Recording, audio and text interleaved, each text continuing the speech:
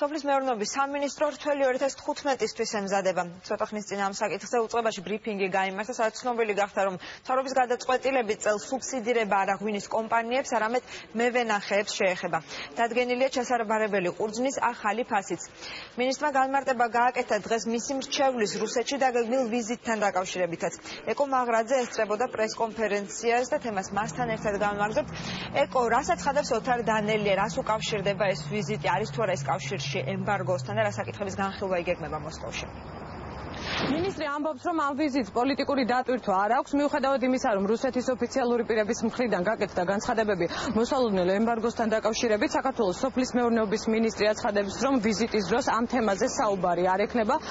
13 აგვისტოს რუსეთში შესაბამისი სამსახურების წარმომადგენლებთან შეხვედრას გამართავს სოფლის მეურნეობის მინისტრის მრჩეველი. თავად ოთარ დანელია ამბობს, რომ ამ შეხვედრის დროს მხოლოდ ტექნიკური ხასიათის საკითხები განიხილება. Ყვავილზე შეხვედრები პირველი არ გახლავთ და კიდევ იქნება მომავალში. ზუსტად მესმოდეს ურთიერთთანამშრომლობის ნორმები და პრინციპები. მხოლოდ ამას ემსახურება. მეტი რა თქმა უნდა არ არის. ჩემს მრჩეველს არ აქვს უფლებამოსილება ამ თემაზე ისაუბროს. ჩემს მრჩეველს აქვს მხოლოდ უფლებამოსილება ისაუბროს იმ თემებთან დაკავშირებით, რაც საავტომობილო ურთიერთობები და აღსანიშნავი პროდუქციის ექსპორტსა და იმპორტსა. შესაბამისად, ეს პოლიტიკური ჭრილია და რა თქმა უნდა ეს უფლებამოსილება არ აღსრულდება მართლაც ვასწრებ. რაც შეეხება რთველი სამზადის, როგორც ცნობილია, წელს განხორციელდება სუბსიდია, გლეხები ჩაბარებული ყურძნის საფასურს დაახლოებით 2 კვირის განმავლობაში მიიღებენ ბანკში მხოლოდ პირადობის მოწმობის წარდგენის საფუძველზე. ჩაბარების ფასი კი თეთრი ყურძნის შემთხვევაში იქნება 35 თეთრი, შავი ყურძნის შემთხვევაში 15 თეთრი. დღესვე ბრიფინგის მიმდინარეობისას სოფლის მეურნეობის მინისტრი გამოეხმაურა გლეხების ნაწილის განცხადებას, რომლებსაც მოსავალი სეტყვამ გაუნადგურათ. პრობლემა დაზღვეულის ანაზღაურებაზე ჯერ ჩვენთან არ შემოშორა. თუ იყო რაიმე სირთულე პროექტების მარკის სააგენტო ჩაერთო ძალიან სწრაფად მოაგვარა, სხვა შემთხვევაში უბრალოდ ასეთ შემთხვევას არ აქვს. ჩვენ დავასუბსიდირებთ კახეთში რთველს და დარჩება ძველი ნიშნულების სუბსიდირების ნაწილში.